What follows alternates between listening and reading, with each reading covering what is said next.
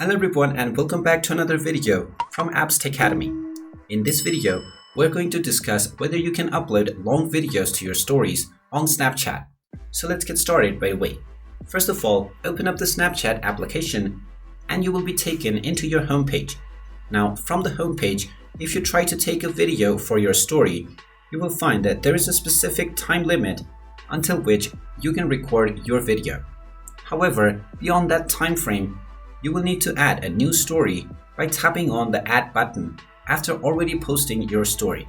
Now, another way is to tap on the Save button and then close this menu.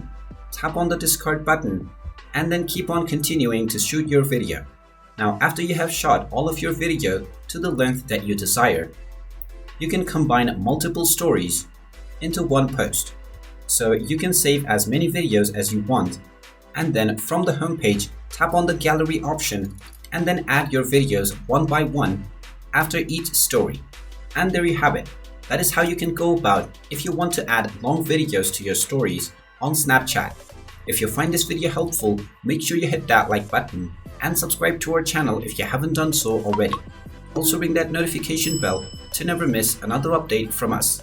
Thank you for watching and I will see you again in the next video.